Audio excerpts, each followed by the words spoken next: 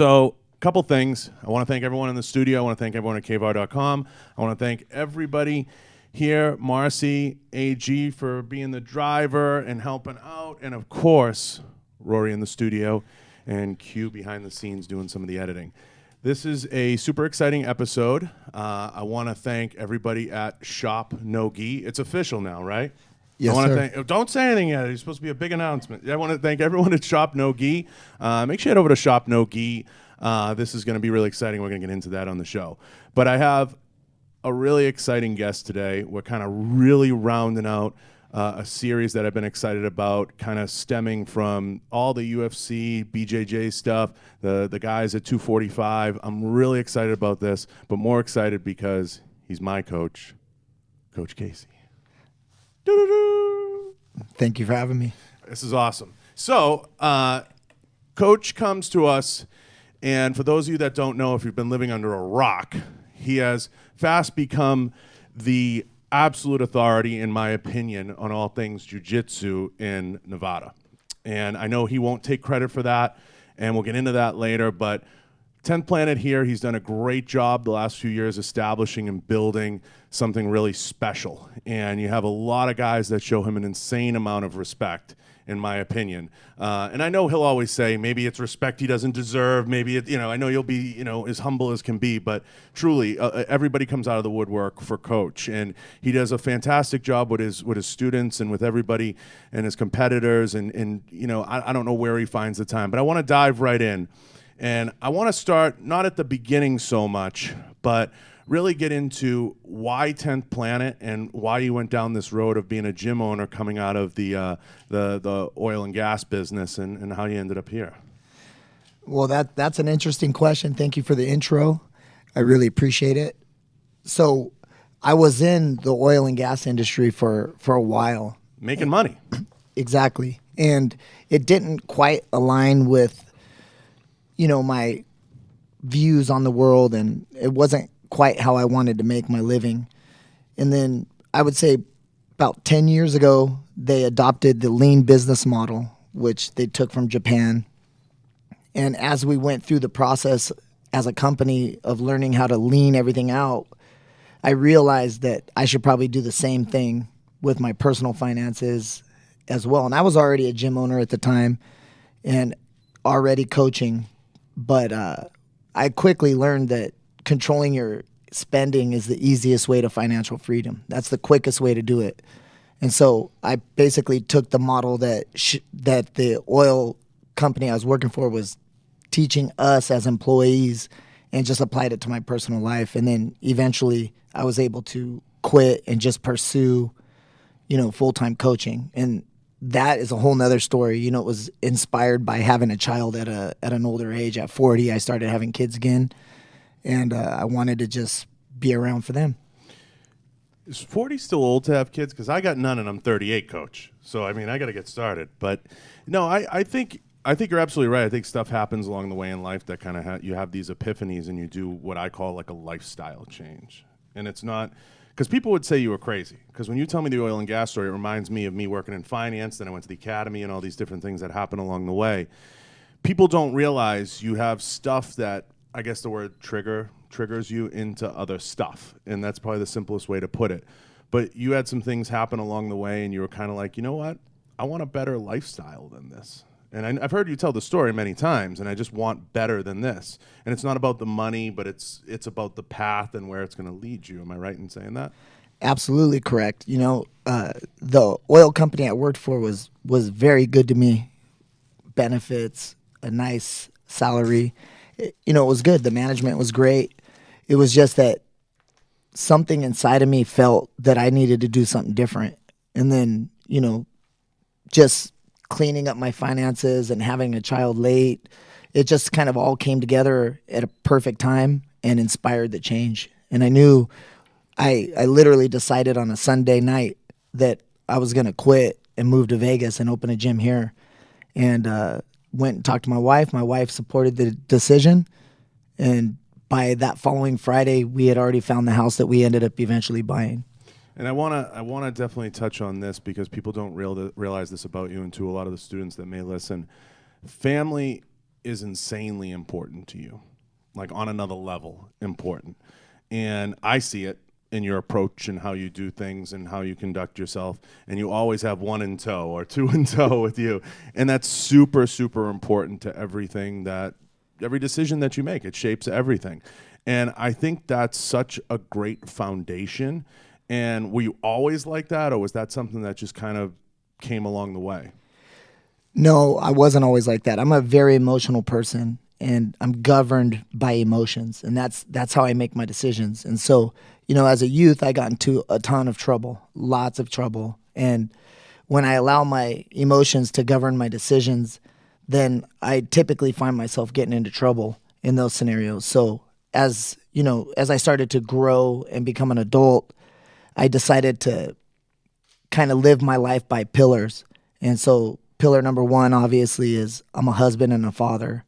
And then I'm a coach and a business owner. And so whenever I go to make a decision, I just always ask myself, how is this going to impact my family? How is this going to impact my students? How is this going to impact my businesses? And if it impacts them positively, then I go ahead and do it. If it's negative, I don't. And it's pretty much that simple. And you got into jiu-jitsu. A lot of people don't know this. I mean, mainly it was self-defense. It was something, to get in shape. You talked about that. And it wasn't so much to compete. You weren't like you always say that you weren't like a world-class competitor. You weren't trying to go that route. And you got into a lot of scraps, like you said. You got into it with a lot of cholos. That's the term you like to use. Cholo. Yes, that's correct. And and that's part of the game, right? So along the way, it starts out as self-defense, and it starts out that way. But you've taken a really serious approach to the competitors now, and you take that very, very seriously, and that compromises a lot of your time. A lot of the time that you give up is to your students and those particularly that are competing and those that are pushing it out there. Has that always been something you wanted to do, is do that kind of high-level coaching? Because you got guys in 245, you got guys in every match, you got guys in Contenders Series. I mean, you have a really great stable of dudes and ladies out there that you're training and working with on a constant basis. What kind of drove that? Well, that's an interesting question as well. So I started grappling when I was young. I started wrestling at 7 at a rec club. And then, of course, growing up in the 80s, I did martial arts, like regular karate. But because I got into trouble as a youth, I was never really able to compete in high school because I just didn't have the grades to do it. So when I started getting back into grappling and jiu-jitsu and fighting, I have a few fights. I wasn't very good at it. I quickly realized that I'm not the athlete. So I think that makes me a better coach because I've always had to really pay attention to detail and technique. And I think that in order for me to be competitive, I have to be very sharp with the technique. And I think that translates into coaching. And then because of my pillars, where it's family, friends, and students and business, I just figure if I'm training these guys and they're fighting, who else is going to care more than me because I love them? Like I don't train fighters that I don't care about. It doesn't happen. I mean, they might come into the gym, but you will never see me traveling with someone that I don't actually care about. Like I'm not really in it for that. I'm in it just to help people. And so the fact that I'm not a great athlete really transitioned well into my coaching because I've always had to pay attention to detail, and I think I can translate that better because physically it's always been harder for me to catch up. And some guys, I always say this, Coach, some guys always gravitate towards what I call like the algorithm. They kind of gravitate towards the study of something. If you look at Bill Belichick, I think he was, a Wesleyan guy. He wasn't this stud football player playing in the NFL. His dad played one game for the Lions, and he was pulled out of the locker room and was a scout for Navy for 1,000 years. And you look at a lot of coaches and guys who are exceptional at it. A lot of them just gravitate towards that study of the craft, and that's what they love, and that's where they focus a lot of their energy is kind of the minutia. You know what I mean? The non-exciting stuff. Yeah, I think so. I think that's an accurate statement. If you look back at all the basketball coaches, over time they've always been the little guy, the guy who had to really focus on positioning, anticipation, looking at ball movement, where it's going to end up. And I think in MMA, I mean, you're seeing that change a lot because information is so widely available, and some of the best athletes in the world are becoming the best coaches too. So it doesn't hold true all the time. But I think in my case, it gave me a unique perspective because I've always had to focus on it. Yeah, I think by and large, though, most of your successful coaches come from that kind of stock. Now, you get into this kind of Vegas atmosphere, and you have so many highline great athletes here. It's interesting the way it all breaks up. You have a collection of gyms. You've done something that's really unique that I don't think everybody realizes, and I know you're a humble guy, and I don't expect a response from you. Because you're going to be humble about this, but I'm going to be honest. I've been around Coach now for probably, 10 months, 9 months, 10 months, pretty closely. You know, I'm with him, have dinner with him, I see him. He's fast become the guy in the community that a lot of people gravitate towards. And I've had Eddie B on, and I've had Chad Lyman on, and a lot of the folks that talk about you, they talk about you with such respect.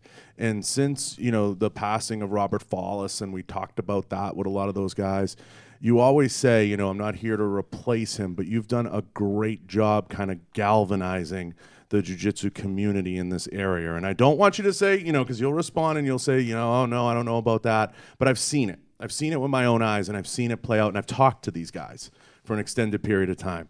So I don't think I'm talking out of my you-know-what. But you've done a fabulous job kind of bringing it all together and being inclusive and being a guy who says, come one, come all, come hang out. Come to my open mat. Come to my promotion ceremony. Spend time with me. And you're just kind of there for them. And you're not afraid to, there's coaches that won't walk in another person's gym. You're like, hey, we got to go down to Extreme today. Okay, cool. We got to go down here. Okay, cool. Just the way everybody approaches you, whether it's Vinny or it's any of these guys, it's really exciting to see, and it's something that I think you don't get enough credit for. I appreciate that. I've really one of the reasons I think I have a lot of fighters, and when Follis left, it created a vacuum, and I think part of the reason why some of his fighters transitioned over to me is because I pay attention. I don't just pay attention to the fight and who they have up next. I'm paying attention to what moves and drives them. And I think being able to pull the heartstrings and get them motivated to do the things that they don't want to do, I think that's something that I'm really strong at. It's just kind of and in the gym, it's always been culture first. Culture is the most important thing inside of my academy. And it's an all-inclusive, let's get after it, let's work hard, and be cool and have fun. You think about it, if you're fighting 3 times a year, you have 3 fight camps, that's 8 weeks times 3. That's a lot of the year that you're dedicating. Yeah, it's half a year, and you're dedicating, you're dieting, you're feeling worn down all the time. Imagine if you didn't like where you had to go to do that. That would be terrible. So I make it a point to make everything kind of light but hard work at the same time. Now, the other thing AG will probably laugh at this, but the other thing that you don't get enough credit for, and I talk about this with almost every guest that's kind of inundated with what I call bullshit. So and it's not bullshit, but you'll know what I mean when I say it. You're constantly getting bombarded with people that are like, Coach, I want to be the next big thing. Will you take me under your wing? It's so hard to sift through all that, and I don't know how you do it with a smile and how the hell you keep a straight face half the time. It's all these people coming up to you and just kind of being like, hey, Coach, I'm here, and they have like a bag in their hand and a prayer. I mean, that's part of my marching orders as a human, is to get people to perform higher than their abilities, whether that's in business, parenting, fighting, whatever, it doesn't matter. So I kind of look at that as like part of the process, right? So, but I have become very capable of dealing with the people that are not serious. They'll come to me, hey, I got a business idea, I want to do this. And then I give them a list of 10 things to answer before the second meeting. I say, yeah, we can have a meeting. We'll talk about it. I'll invest. I'll help you. We'll do whatever we have to do. Let me see your business plan. Let me see where you're going to get your investments from. And it's literally a list of questions. And 99.9% of people that come to me, once I send them that list, they never come back with it at least done. Yeah, I mean it's crazy because you do, I don't know how you keep a straight face half the time, and they're all great folks. Everybody's always, I showed up on the doorstep I think a day after I got here when I first moved down here, and I remember reaching out and saying, where do I train in Vegas, to Ruben, and he threw it out there, and then I ended up on your doorstep.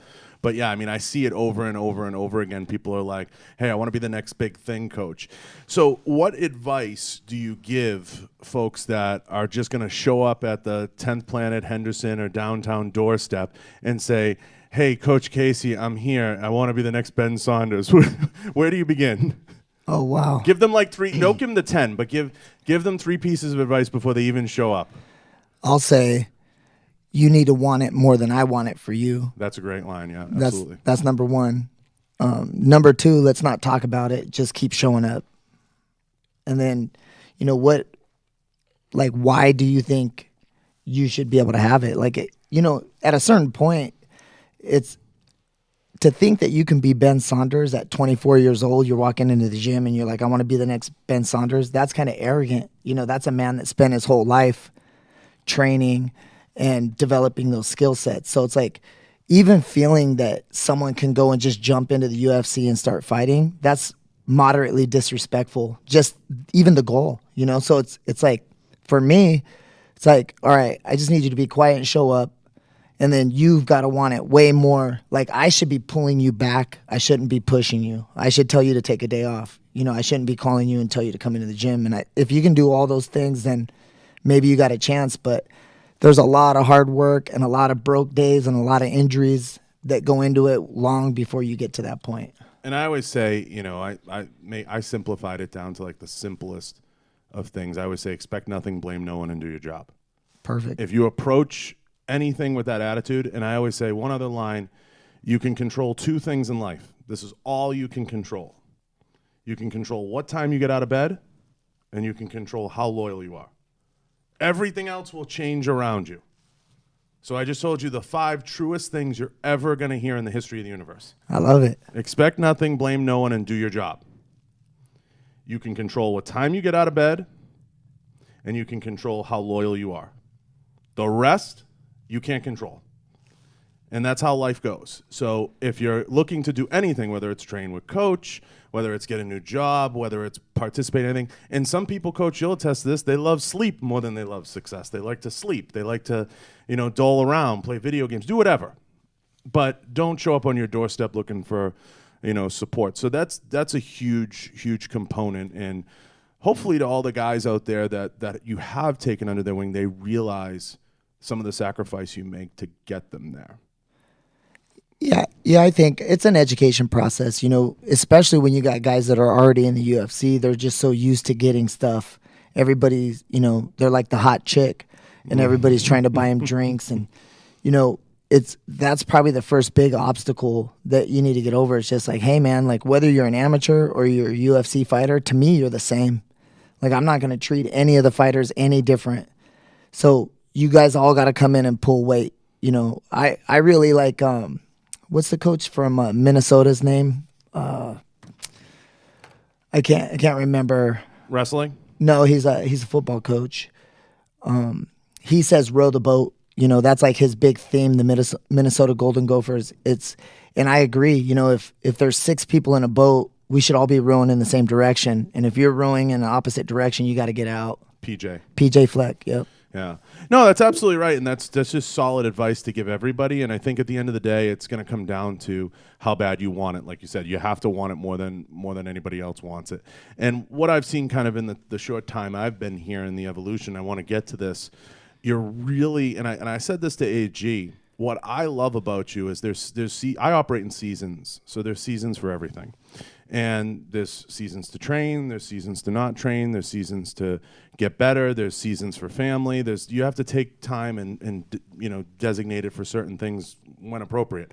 Now, you're going through a season, you got young ones going off to college, you got all this stuff going on, but you're really I'm seeing this play out, and a lot of the students will realize you're really getting your arms around your businesses here and transitioning them to the next step, whether that's with the online store, which I'm super excited about because I love branding and I love marketing and I love all that stuff, so I'll spend 3 hours talking someone's ear off about some bullshit they don't even want to hear. but you're really getting your arms around everything because you're in that season. You've reached that point where you're like, I got to get my arms around all this. How exciting is it to see the business grow? Because I'm familiar with some of the growth spurts you've just recently experienced. So that's so much fun. And now you're kind of picking through the pieces and you're getting your arms around everything, and you're kind of getting it to where you want to be. How much fun are you having doing that and dialing it all in? Oh, it's the most fun. It's one of the most exciting times in my career. You know, you got to be careful what you wish for. This whole jiu-jitsu thing started as a hobby, and now there's about 20 people from what we've created that don't have jobs anymore. And you know, I feel like I work hard, but I don't have a job. So that's like the most exciting thing, is that this thing is turning into a real business, and it's providing an out for a lot of the people that I love. You know, I mean, the list goes on, but Andy Ballmore, he's one of my business partners. He lived in my house. I'm the godfather of all of his children. You know, he left his mom's garage and moved into my house, and now, you know, he's one of my partners. Ron Turner, same thing. And then, of course, you know, like, I've been able to hire a lot of my friends to help me support the business and grow other businesses. You know, we brought AG in with Shop No Gi, and he's really done a great job with that. And man, it's exciting. The most important thing is, like, as this business gets bigger, I need to adapt and treat it like a business. It's no longer a hobby. You know, so for many, many years, I just treated it as a hobby. But as you know, I mean, you've seen the last year, I've changed a ton as far as, like, my approach. And now I'm starting, as my children are getting older, I'm looking at the legacy for them. You know, the play is no longer for me. It's not, I want to get a pair of Jordans or I want to drive a Hummer. That's not the point. Like, I'm trying to create a legacy for my kids that they could benefit from long after I'm gone.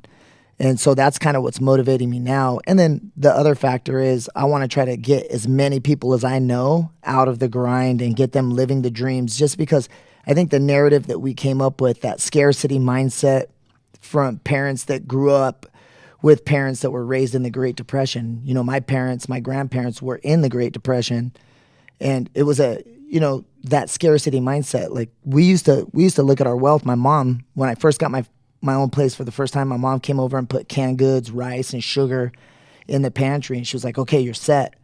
You know, and getting a job with benefits and getting paid money for your hours spent, that's an old way of thinking, and we can do it different. We can chase our dreams and our passions and make a living out of it. So there's a lot of things going on. And as this business gets bigger, I need to treat it as such. That way we can save more and more people. And I say this all the time. It comes down to bringing on the right people.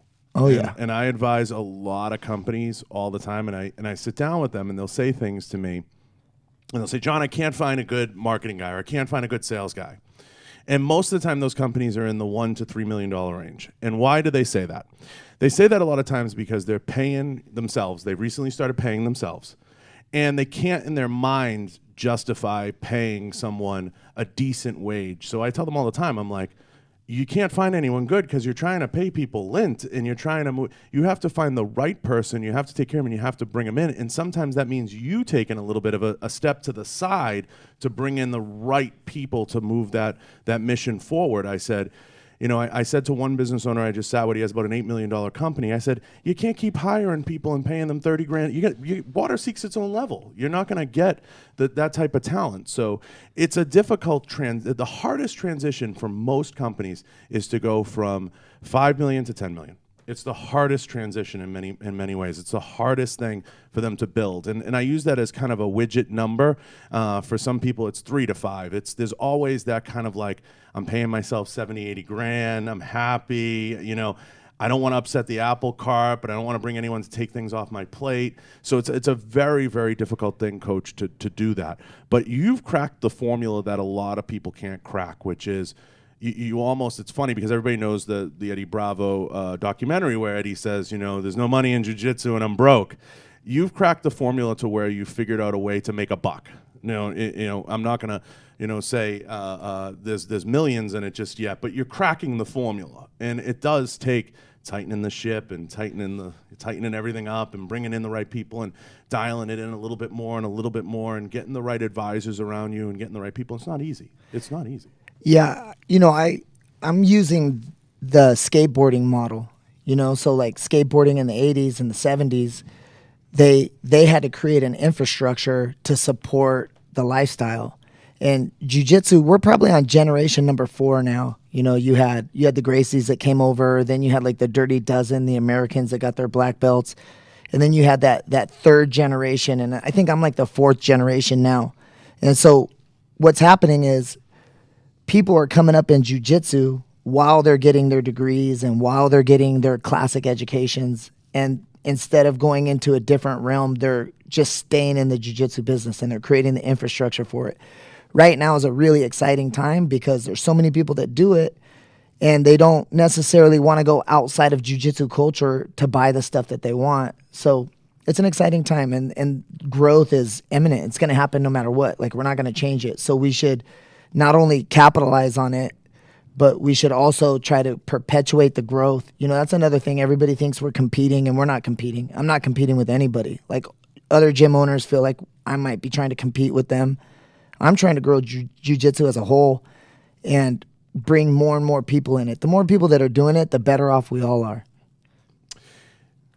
Do you think there's a jiu-jitsu bubble? Yeah, for sure. There's definitely a jiu-jitsu bubble. I've seen it already. Like, when I first opened my first academy, it was really easy to get a lease. I went to the property manager and I was like, hey, I want to rent this place. He was like, okay, what are you going to do? I had a business plan. I showed it to him and he was like, all right. But now so many people have come and failed because one of the things that people don't see is, just like any business, you can't be profitable right away. So people look at successful academies like here in town. They look at Drysdale. They might look at me. They look at Hector at Cobrinha's. And they're like, oh, man, these guys are always smiling. They're having fun. They're traveling. They're making money.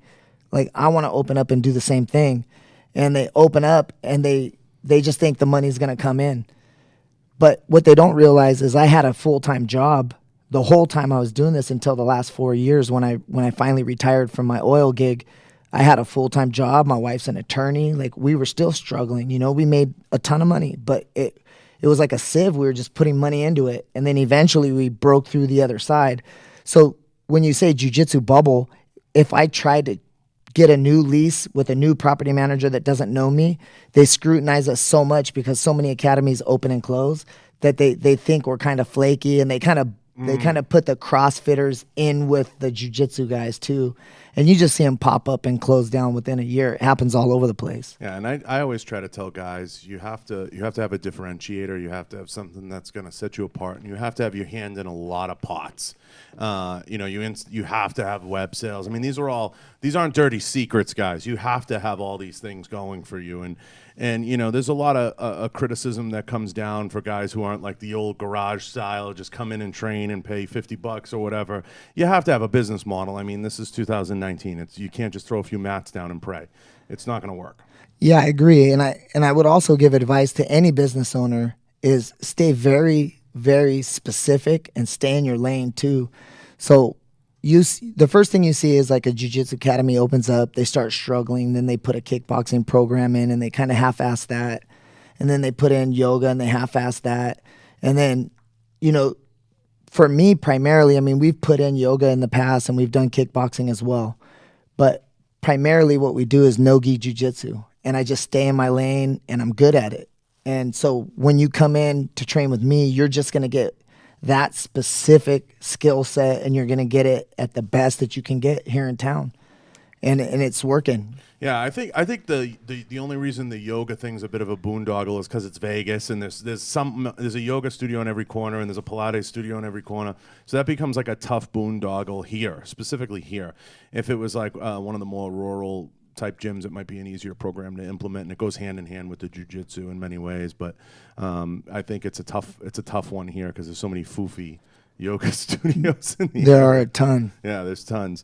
But one of the things, I wanted to, kind of highlight that I've noticed about you that's awesome in so many ways is as much as you're in love with the competitors and you're driven towards that side of the business, you do an amazing job always bringing up the guys that have lost like 50 or 100 or 1,000 pounds. not 1,000, but you know what I mean. But there's a lot of guys in that gym, and I look at them, and like, they'll walk in, and you'll be like, how much weight did you lose? Jiu-jitsu offers so many different health benefits, and you kind of always highlight that because I think between the three of us, we're all kind of fat kids inside. And, we get out there and it's just something to move around and keep the blood flowing. But you got a lot of guys that it's a way of life, and they're losing tons and tons of weight. Yeah, I used to own a company back in the day, a clothing company that was around jiu-jitsu. I won't name the name now, but one of our taglines was "Jiu-Jitsu saved my life." And I firmly believe that. My own sister's 47 years old. She's a little bit overweight. She's lost like 60 pounds. She didn't feel like she could train jiu-jitsu. And jiu-jitsu is for everybody. And I've seen it change so many people. I've seen jiu-jitsu get people off of opiates. I've seen get people healthy, get type 2 diabetes goes away with jiu-jitsu. I can't tell you how many times I've seen people come in with type 2 diabetes. They start training, they lose some weight, and that's gone. One of the things that I know I focus on the regular students, just the normal like mom and pop type guys, but I still don't do a good enough job at that. That's something that I'm really focusing on. We've had talks about that in the past. It's one of the problems with jiu-jitsu academies is if you come in and you just keep your mouth shut, a lot of times you just get overlooked. So it's the people that are out on the front competing the most. Those are the ones that have everybody's attention, and it's really easy to get lost in the mix.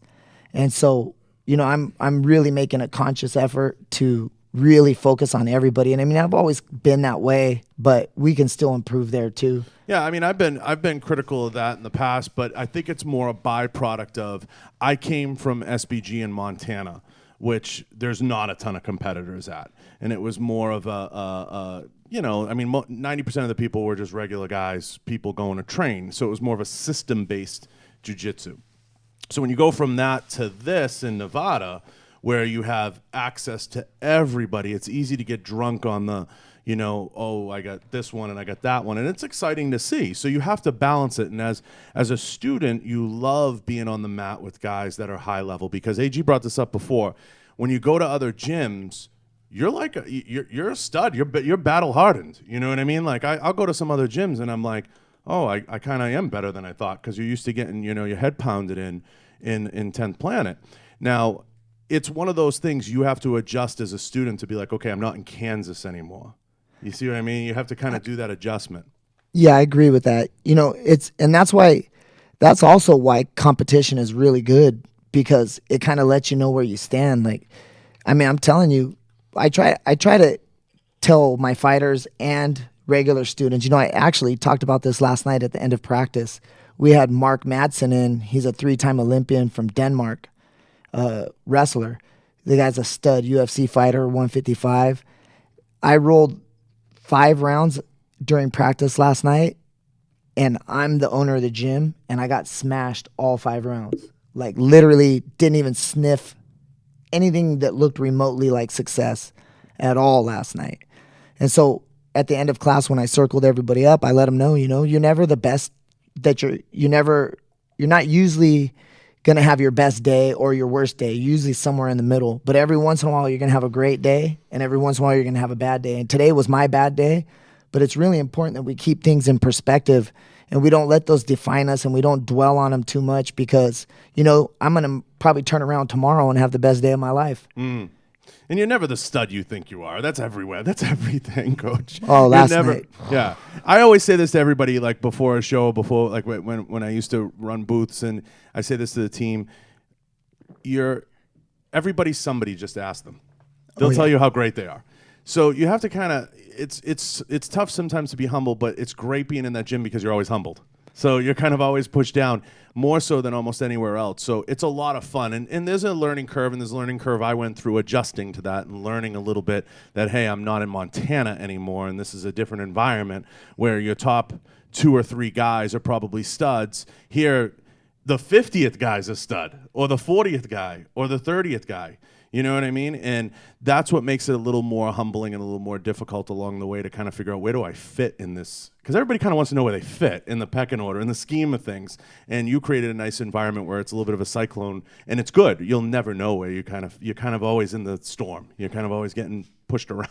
Yeah, I would say in Henderson we're probably somewhere around 75% competitors, something like that. Like it's even heavy. yeah, even the normal, most of the normal guys are doing jiu-jitsu tournaments. Yeah, it's good. You know, it's super competitive, but I love it, and I don't mind that once I kind of adjusted my own thought process around it and kind of, you know, understood it a little bit better. I was like, okay, I'm not in Montana anymore. It's not like 5 studs and then, you know, 50 kind of not bottom feeders, but normal, you know, guys just doing jiu-jitsu.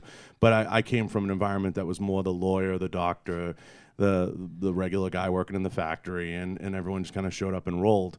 And here, you never know who you're going to get on the mat. You walk in, AG and I talk about this, it's crazy sometimes when you walk in. You just never know who's going to be there. Yeah, we had 14 black belts in there a couple of weeks ago. That's insane. Yeah, I was just looking back. I remember we canceled open mat when we first opened. We canceled Sunday open mat. We canceled Friday practice because we just couldn't get anybody in. It would be me and Andrew. Mm-hmm. That's it. And now there's 50, 60 guys, 14 black belts. It's insane. It's crazy. The open mat has got out of hand on Sunday. That's something you might have to deal with at some point. In a good way, but yeah. Maybe get a bigger gym, but, you know. We might have to knock the wall down involuntarily in some way. Take over the vacuum place. Vacuum place next door. But seriously, it has gotten to a point where you'll get a couple rolls and then you have to sit out a couple because the mat is super full and super crazy. Now, you have some big stuff coming up. We're going to come back to Shop Nogi, but I want to dive into UFC 245 for a minute. This is an exciting card. I know you're pumped up about it. I'm pumped up about it. We're going to be there. It's going to be awesome. And you got Ben in it, and who could ask for a better situation? It's phenomenal. He's going up against Matt Brown. There's so much cool shit on that card, Coach. It's amazing. Yeah, I'm really excited about it. Yeah, and, you know, it's two kind of icons for years in the business that have been around. And I see that division, you know, you have Colby at the top, you know, going at it with Usman, and then you're going to kind of see it shake out. And I think the winner of that throws himself almost right in the mix, Coach. What do you say? Between Ben and Matt Brown? I think, yeah, I mean, possibly. Ben's coming off of a few losses, and Matt's coming off a long layoff, but both of their names still hold strong. weight. Yeah, they're strong names. Yeah, they're a little bit like they're a little longer in the tooth, I think. But and after what George did, it's, you know, that someone could be catapulted right into that mix. I agree. I mean, there's something that cannot be purchased with money, and the only way it can be attained is by years and years is experience. That's it. And both of those guys have that. In spades. Yeah, they have it in spades. And, you know, just getting, you know, I've had the opportunity to train Ben for a while now, just kind of off and on. You know, I went with him to a couple of fights, one in Sao Paulo and one in Sweden. And we actually got him into Vegas this time. And, man, he's looking sharp. And he looks damn good. You see the picture there? He looks chiseled. Yeah. I mean, one of the things that I've always felt he needed the most was just being more athletic, you know, because technically he's probably one of the best fighters ever as far as like jiu-jitsu and striking goes. His technical knowledge is insane. But now you look at his body, and the UFC PI has done a really good job at getting him more physical. Yeah. And you know Matt Brown. You know for a fact Matt Brown's taking this fight seriously. Super serious. So it's going to be nuts. Both of these guys. And they respect each other. You know, there's no hate, there's no love lost. They're just going to go in and try to kill each other. Yeah, it's gonna be probably one of the best fights hands down on the card. Obviously, selfishly, because I'm friends on both sides, I view Ben as a teammate, so obviously there's that. I'd like to see them go 5 rounds and have a stellar war. You'd like to see Ben get in and out quick, you know. But of course, it's going to be an awesome battle. But I do see that division as just so wide open that whoever gets this is a great fight for both of them, and especially for Ben. And I'll speak as a teammate for a second because Matt, being the name that he is and has been in the past, it catapults him. And don't forget, George was coming off a couple of losses, and then George caught that steam, and he catapulted himself right in the mix. So it's exciting. It's super fun to see this kind of play out in that division. And then we have Colby and Usman at the top, you know, of that division and the card. How do you see that fight shaking out? Who, Usman and Colby? Yeah. Oh, boy. I don't really like picking fights too much. I know. But I got to put you on the spot, though. Yeah, I think Colby's pressure and his ability to just throw 500 punches around, just nonstop pressure, is going to be really hard to deal with. But I think Usman's going to edge him out. I think athletically, Usman's probably better. And I think when you're taking like two guys of similar skill set, you know, they're both good wrestlers. They both can put a lot of volume on you, and they're both going to just constantly punch and wrestle. I think those situations are when the athlete, you know, that's the extra factor. And I would say Usman's probably the better athlete. So I think over a 5-round fight, I feel like he's going to be able to edge him out. I think it'll be real competitive early, and then that athleticism is going to start taking over. Yeah, that's going to be a fun one. I think it's been a long time coming. In coming back to Ben and Matt, Ben talked about this on the podcast with me. You brought up a good point about him dialing in his body with the PI. He talked a lot about this, and it made sense. If he can just dial in his ability to use his range a lot better, he's going to be lethal in that division because he's so long and rangy. And historically, what we've seen with guys like Stylebender, John Jones, once they learn how to manage that distance effectively, and all fighting is a management of distance, he's gonna be unstoppable. He'll be if he can dial that in, he's gonna be. And I don't want to give away the secret formula here to anyone listening, but like that's, you know, it's not a secret. You know, John does a great job keeping people away and aggravating them and making them do something stupid. And that's kind of what I think Ben is looking for, and that's what he's hoping for, I think. But that's my opinion. Well, I mean that's the whole art of fighting, right? Like if I'm going to go in and get into 50-50 battles with somebody, then anyone can win. That's not technical. That's not using your brain. You know, that's why boxing's so interesting to me. Boxing is so interesting because it's about dictating to the other fighter. It's not about necessarily being more physical in boxing. It's like, I'm going to make you fight my fight, and I'm going to make you chase me, and you're going to have to work around what I'm doing to try to get off what you're trying to do.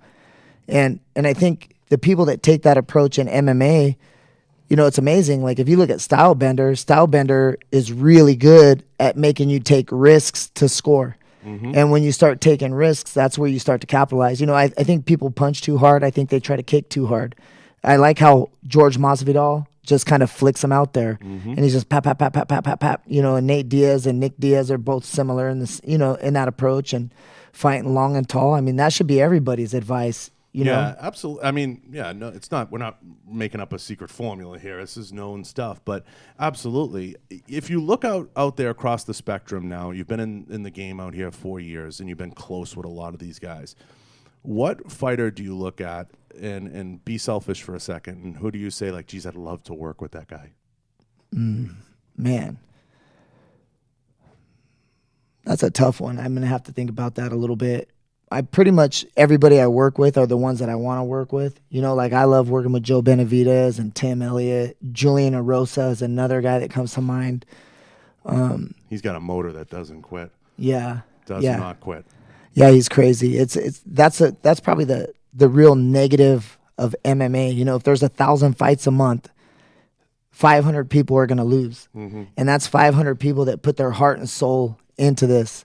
And it's just so gut-wrenching. You know, you get a guy that deserves to win and he loses. Like you know, you can't expect anything in MMA. Right. It's a terrible business. And I think, was it recently, like Tim experienced some of that. You know, he got caught in a quick guillotine or whatever. And I'll see him, I think, tomorrow when Gina's I think he got caught in a quick guillotine. It happens. It's the draw, you know. It just kind of bounces that way sometimes. But selfishly, there has to be somebody out there that you're like, geez, you know, I'd love to, you know, get him for a week or for a camp. There's got to be someone, Coach. Don't hold back. Don't be a homer. Don't give me the yearbook answer. One guy I always wanted to work with just because of like his talent and like looking at him, but he ended up going to a great place to train, Kevin Lee. Okay. I always really like his attitude in the gym. He's one of the nicest guys you're ever going to meet. Like totally, like his interview persona is a lot different than his inside the gym persona. And you know, he would come into the gym and train with us occasionally, and he was always a guy that I was like, man, like this kid's got it, because he's still super young. He's got a ton of experience, and his skill sets are things that cannot be taught. You know, the fact that he's a savage wrestler, you cannot teach a 25-year-old how to wrestle. You got to learn how to wrestle as a kid. So it was just like when Tony Ferguson came to me back right before UFC 166, he came to me and we started training together, and it was literally like a Ferrari came, and all I had to do was a little bit of tuning on it. But like I really didn't add much to his game at all. You know, if anything, he probably influenced my game more than I did his. But those are the kind of guys, you know, that come in and you're just like, damn. And that's kind of how I felt about Kevin Lee. And I like him too. He's a good guy. Yeah. And he ended up going with Firas, and that was the right decision, obviously, if you saw his last fight. I mean, we would have liked to keep him in Vegas, but, you know, things happen. And I think there's always people you look at from afar and you kind of admire how they do things. And for whatever reason, the way the ball bounces, you're not as close, or you don't become as close of friends, or whatever it may be. But you're always kind of like, geez, you know, I like the way they do things. And that's not, you know, a knock to anyone you work with currently or work with later in the future. It's just more, you kind of always admire how somebody does something, or their approach, or how they handle their business. And you're like, geez, that's pretty good. You know, there's a science behind it, and how they deal with themselves and handle themselves. And everybody has a different shtick. Like Colby Covington's very much like that. When you meet him inside a gym, he's a different person than how he is. It's a persona. It's something he's creating, and everybody has a different feel for the game and how they're going to play it. Does it surprise you at all in the UFC that there's so much pressure now to not just be a finisher and be someone that draws the limelight, but also now to have the persona? oh, it's terrible. Yeah. There's a couple of things that I hate. Is one, that you get a paycheck to make weight and then a paycheck to win. I'm watching that business model really handcuff fighters. And then the fact that the contracts are only in the organization's benefit. So people are getting cut on a 4-fight contract. They lose 2 fights, they're out. So this is causing like the fights to be less exciting. It's actually having a negative effect, or the opposite effect. Like if it was more like the Ryzen model where they were like, hey, listen, just have a good fight and you'll come back. Just winning and losing doesn't really matter. Just make a good fight. Then you see fighters fighting loose and they're actually fighting. Mm-hmm. So yeah, I mean, MMA. So now in order to make money, you have to be a heel. You have to, I mean, very few people like Conor have countries behind them. If you're from Russia, like Khabib, you can be cool, and Russia's just going to support, and you're going to make tons of pay-per-view. Conor has Ireland, but if you're a guy like Tony and you live here in the United States, it's split, regionally. And so secular, yeah. Yeah, so like Colby Covington, he had to create that, Yeah, he's from Oregon. He didn't, there's nobody there. Yeah, I mean, I was with him when Verdum and him got into it in Australia. I was there with Jesse Jess, and we were literally, Colby was going on the bus to ESPN to do an interview with us over there. And we were standing out front when all of that happened. And when Colby was in the van with us going to the interview, he was so cool. Like, I was like, wait, you're not like that. Like, you're a normal dude, like, cool. And so I know that he has to get uncomfortable doing that because it's not really authentic to him. But, I mean, that's how you make money in this sport nowadays. Yeah, the model, it's funny. I talked about this with a lot of the guys. The model is similar to almost like a WWE model, coach, and that's where they got that from. I think it'll evolve. I think it has to evolve. I think there's a lot of smart people over at the UFC. I think it has to evolve at some point. Right now, they have to kind of sift through it. The sport has grown so much in the last 3 to 5 years. You have to remember, we're still in the infancy. We looked this up before, Rory. UFC 1 was like 93. So it wasn't until really, 2005 that the UFC got its legs underneath it. It took about 12, 15 years before we really knew what we had.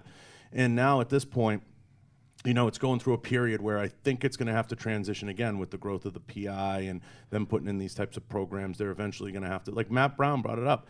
He said, when I retired, there was no phone call, no nothing, no programs. And he goes, I fought for years in the UFC. There was nothing. It was just no gold watch. It's just you're done and you go.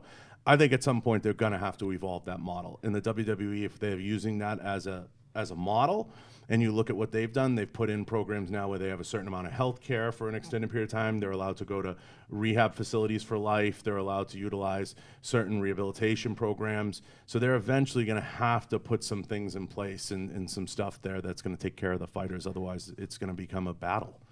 I mean, it's a multi-billion-dollar company.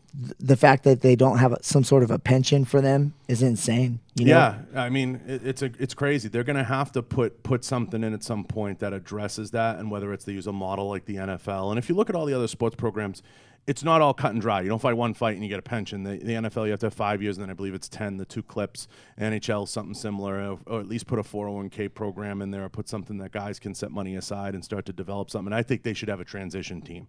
I think that's something, and I'll say it to Forrest if he's listening or whoever, they should have a transition team for when guys retire. Somebody they can call, someone that can help walk them through maybe a potential opportunity or help them or give them some aid in that, because I think they need that, and I think the fighters need that. One of the first companies that I ever worked for, I worked for two very major companies in my life, very, very big companies. And the first one I ever worked for, they used to do a perspective meeting all the time where they would bring the employees in, and they would have like business leaders and business owners, and they would just they would give you like a State of the Union, and then we'd break off into splinter. And then they would say, like, this is how you should invest your money. If you make this much money, this is how much you should be spending. And they gave you a ton of guidance. And, believe it or not, like I didn't agree with them. I was young when I was going through that. I didn't agree with them, but I still did a lot of that. And because of the decisions I made when I was in my early 20s, now in my late 40s, now all of a sudden I have I'm positioned pretty well because of that, and it was because, and in fighting, like, I've had tons of fighters. I'm not going to name names, but while they're fighting, they're hot, and no, they don't have to buy supplements. They don't have to buy clothing. They don't have to buy anything. Everybody's just sponsoring them, giving them. But 2 years removed, think about this for a second. So let's say like 2010, who were the top fighters in the UFC in 2010? And then now you get almost 10 years later, where are they at now? Like, who are those guys? How much money are they making? Like, are they still famous or popular? Most of them are not. And I've seen it myself. People are in big financial trouble, and they have some physical issues because of fighting. And it was because when they were at their peak earning potential, they were not investing the right way. They were living like rock stars, just thinking that money was going to keep coming over and over and over again. So with me now, every time I see a fighter get a very expensive car, I get sad. I'm like, dang, I would have liked to see you do something else, buy a piece of property, buy a house, do something like that. Yeah, it's all about perspective, coach, and giving guys perspective. And that's why sometimes what kills some of these guys and some people in the jiu-jitsu community and in the gyms is they get caught up in the hierarchy. They get caught up in the black belt, brown belt, whatever you want to call it. I beat you, you beat me. They get caught up in the competition of it. And the competition's good, but the competition isn't going to always put food on the table at the end of the day. So sometimes they have to learn to understand. Like, I know some of my best times at even an SBG in Montana was sitting around, and you'd be sitting next to a former Navy SEAL like Andy Stump or a judge or a lawyer, and just the information and just communicating and just talking and learning. But because we're in such a competitive environment here, a lot of times all these guys see is, I want to go smash that guy, I want to go wrestle that guy, I want to go beat that guy up. They're not taking enough time to hone their internal craft, to build their internal Rolodex, to just learn and take stuff in and see people, as opposed to whether it's a rank or a place in their pecking order in their mind. But the reality is you have to start to separate those things. Like, I look around, like when I look at AG, I don't see a purple belt. I see a guy who's really smart at his business. He's really, takes a keen interest in a lot of things that he does. And it's the same thing with you. When I look at you, I see a good businessman, a huge family man, someone who takes a concerned interest in the individual as opposed to, where they are in his pecking order in his mind. And I think that's a byproduct of a lot of the environment that we're in here, because it's a unique environment. And that's what I try to explain to a lot of folks outside of here. I'm like, Vegas is unique, man. This is like the competitors environment, and that drives everything. And I see it on the mat. That's such a great point. It's, man, like, you nailed that point home. Out of 100 people you meet in Vegas, very few of them are going to have a 702 area code. So Vegas is literally the United States or the world's hustlers. Like, everybody who's hustling in their hometown, they all come out here and live in Vegas. The other thing is, there's so many good coaches here in town and so many high-level programs that people, without even consciously thinking about it, if you lecture somebody too much, they just stop coming to your gym. And then there's another coach down the street who's like, yeah, just come and train with me. So it's really easy to get surrounded by yes men, people that are just going to. So that also stops their perspective, because you feel like, I definitely don't feel that way. Like, I don't care if someone leaves. They can come and go as they want. Like, if you want me to train you, we have to have a relationship. That's just the way that it is. Like, I'm not going to go travel with you and leave my family behind if I don't care about you. So for me, like, my motivations are a lot different. I want to coach people because I love them. And if I love them, I want to try to influence them and help them win, right? That's why I do it. But you do get fighters that come in, and, a lot of people hate me. They hate me because I don't condone. It's like, you're 24, you're a talented guy, and you want to party, but you want to be a fighter too. I don't think you can be both things. I always tell all my fighters, don't do things that you can only do, or don't do things that you can do when you're older while you're younger, because there's certain things that you could only do while you're young that you're not going to be able to do while you're old. So, like, if you want to go to a bar and hang out, you can do that at 40. That's fine, but you can't fight in the UFC at 40. It's almost impossible. So you should be really dedicated to your craft now, and then the fun will come later. Fun comes with success too. So just wait, like grind it out now, sacrifice a little now, accomplish some goals that you have set, and then later in life you can go back and do all the crazy stuff. But you should be working towards your goals while you're young, because when you get older, you're going to be limited athletically. Absolutely. How important is it coaching guys up on their circle and who they put around them? I think it's the most important thing. That's the most important thing to me. You see it. I mean, I keep my family very close and my friends very, very close. And those are what I use to govern my decisions. And so, you pretty much are who you hang out with. I agree with that. I mean, it's funny because as I've gotten older, I've become more conservative, more Republican. I was super liberal as a young man. And now that I'm getting older, I'm getting more and more like my parents, where I'm like, hey, listen, why are you hanging out with them? Like, they're no Those good. cholos. Yeah, they're not doing anything. Like, I have on one of my channels, I have a video of, like, where you could really only have 10 people that are super close to you in life, right? And then every one of them is like associated a value, like -10 to +10. And you inherit 5 that you have no control over. Your mom, your dad, your brothers, and your sisters, right? So let's just say your parents and your family, they're all negative numbers. That total sum goes to like a negative number, like -50. And then now you're choosing to hang out with people that aren't positive in your life either. Now all of a sudden, how can you be successful? And if you are successful, your effort's going to drive the whole group. Where I say that you should just bring people that are amazing and doing great things into your life, and then just as a byproduct of being around rad people, your life is just going to be better. So I think the circle is the most important thing. I've said this, and AG's heard me say it. This is my thing.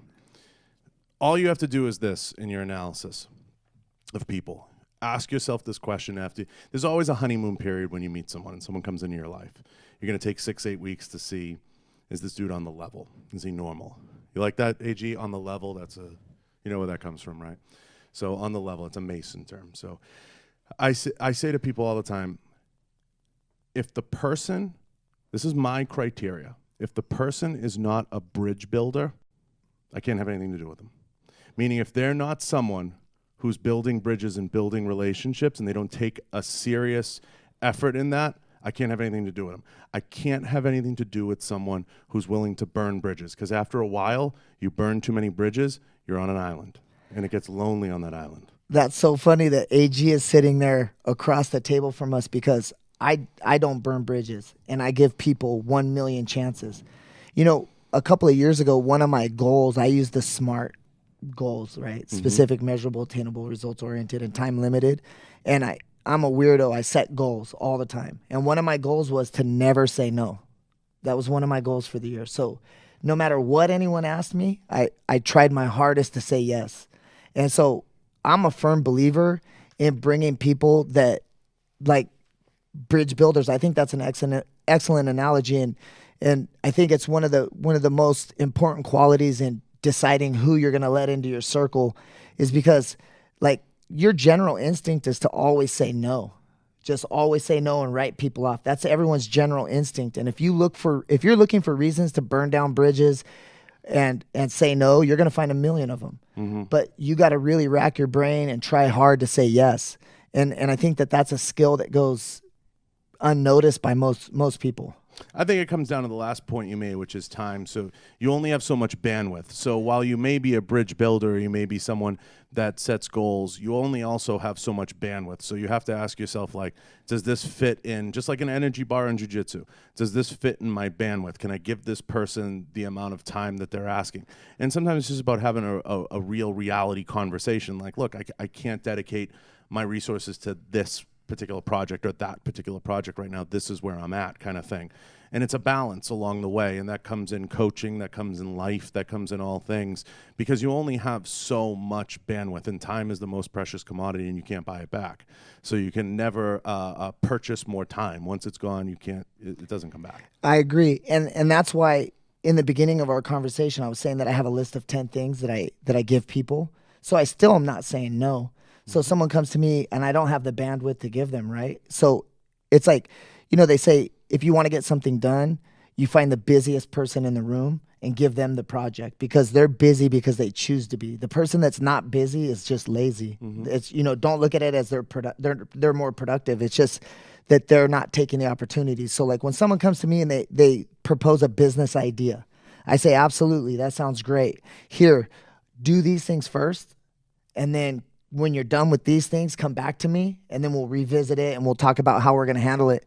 And 99.9% of the time, they don't come back. So technically, I didn't tell them no.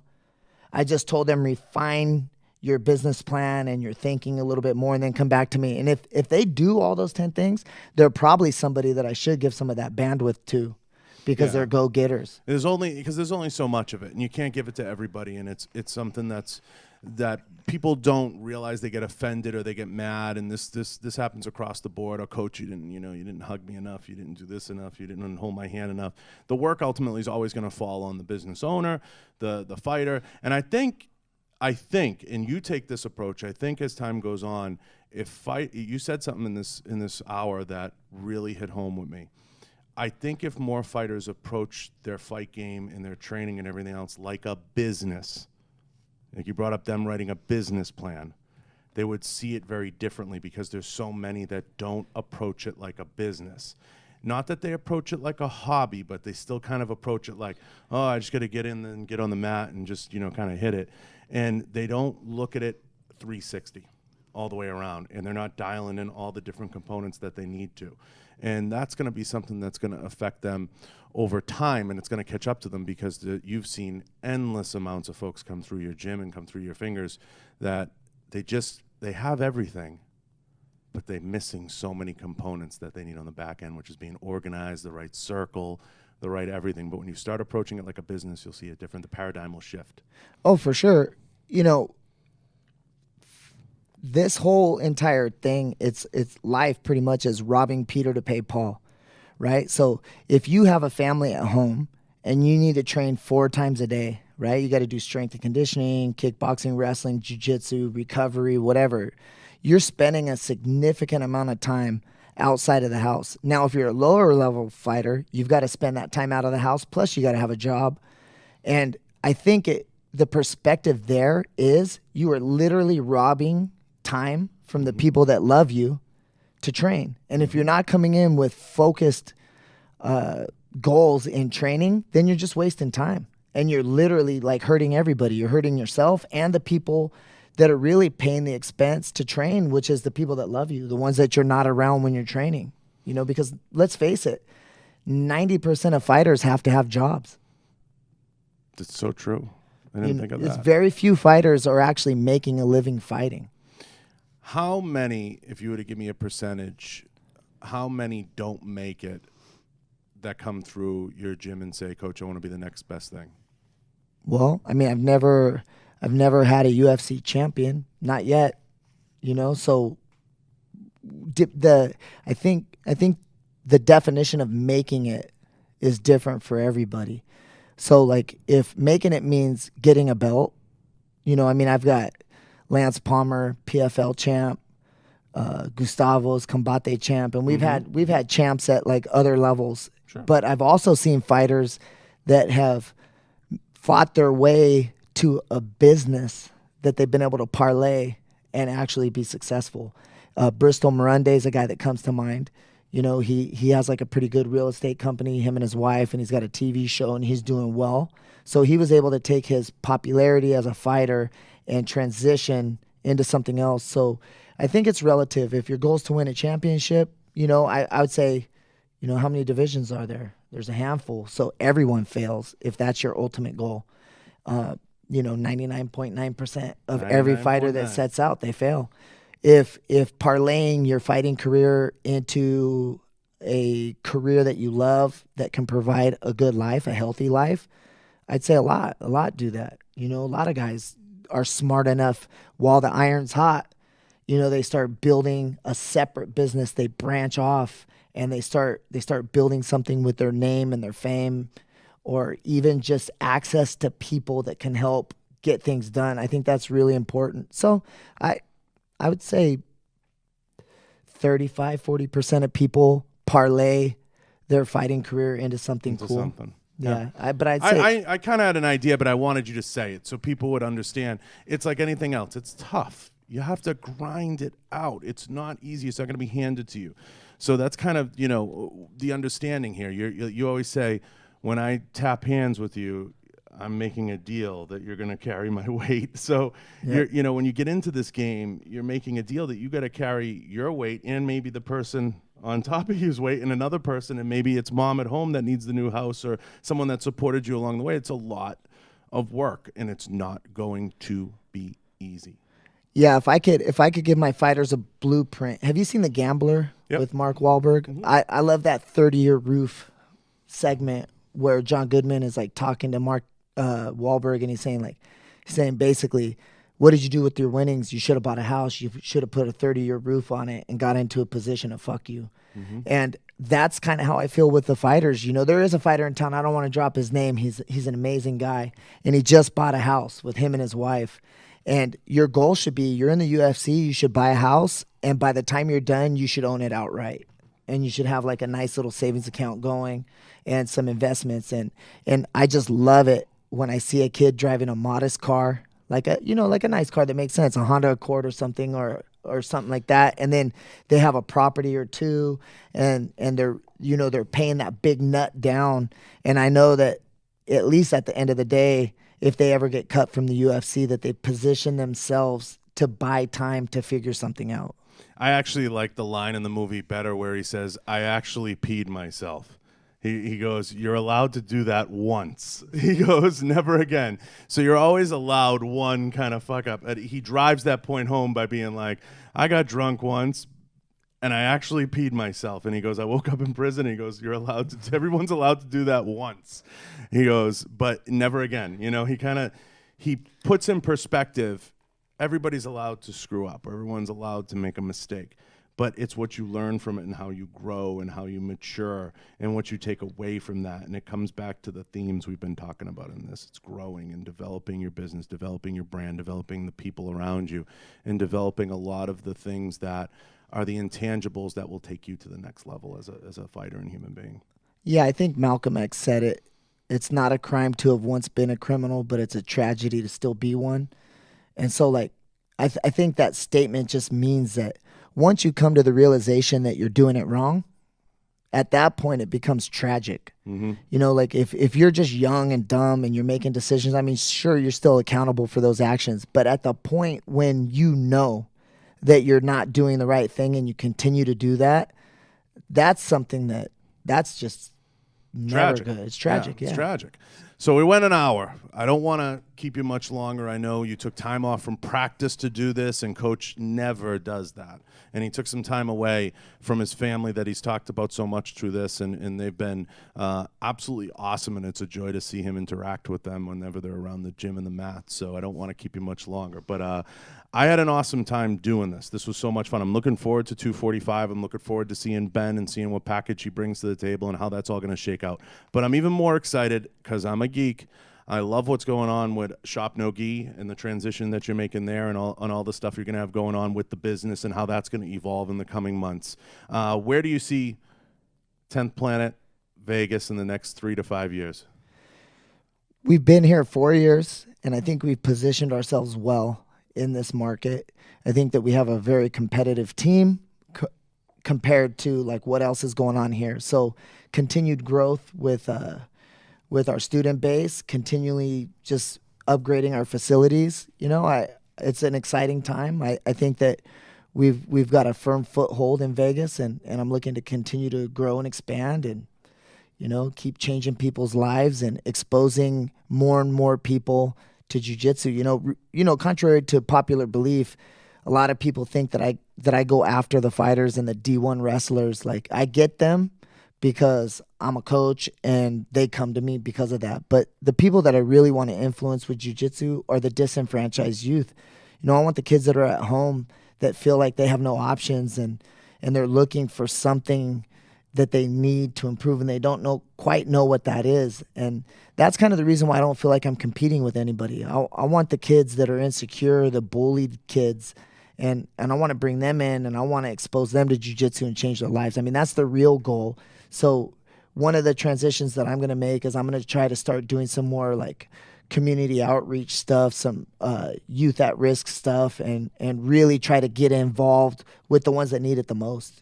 Yeah, I mentioned it before to AG, putting in like a free Leo course or bringing in like a steeper intro program, stuff that we've seen in the past that stimulates a lot of that, and it's so much fun. But the reality is, again, it comes down to bandwidth and managing all that and rolling that stuff out. I mean, we're it's just a few of us here. It's kind of bringing it all together. And that's not easy. And I know, Coach, you're working hard to bring all that stuff together and bring that to the students and bring that to the constituency here and the folks here and get this off the ground. But you work tirelessly, you work endlessly, and there's no doubt you're going to continue to achieve a certain level of success here. And I just think the way you carry yourself and the way that you've carried yourself in this environment, given everything that's happened, given the changes in the jiu-jitsu community here, that I think there's no doubt the sky's the limit in terms of what you're going to build here and what you're going to do, and rolling out a lot of the great programs and having a lot of the guys in to guest instruct and do the seminars. It's so much fun to see kind of take shape, and I've had a lot of fun even having the back and forth with you on the business side and kind of picking your brain and giving you shit from time to time. But it's a lot of fun, and that's something I actually enjoy. And where I'm always coming from with it is a place of like, tell me what do I got to do this, or what do you got to do? How does this all shake out? And I like to always think I speak for the little guy in the equation that's just kind of going and having a good time and trying to enjoy himself. And me, I'm never taking myself too seriously, so I always try to have fun and make it fun. And that's what I like the most about the gym. If someone was saying to me, what do you love the most? It's just a fun, loose atmosphere. And that's the most fun, kind of just hanging out with the guys. And there's so many great dudes there. And you can just have so much fun just hanging out with them. And you'll meet a lot of great people along the way. I'm tremendously thankful for what jiu-jitsu has brought to me and what you've done for me in the community and kind of just coming down here and doing this. It means a ton. So I appreciate it. And let everybody know where they can find you, where the gyms are, and make sure you guys all head over to Shop No Gi. What's the best place to reach you? The best place to reach me would be at Instagram. I mean, that's what I'm on the most, at Coach Casey 10, and then Coach Casey on Facebook. Also, our websites, 10thplanetlasvegas.com, shopnogi.com, and you could DM any of those pages, and I will personally respond. And someone will get back to you. So I appreciate everyone. I want to thank everyone. Rory, thank you in the studio. Make sure you guys head over to K-Var.com. Go purchase some freedom. I want to thank everybody here. I want to thank Built Monster Quest, everybody. And Rory, I think we're good. We cover everything? We out? Yep. All right. Yep, we're out.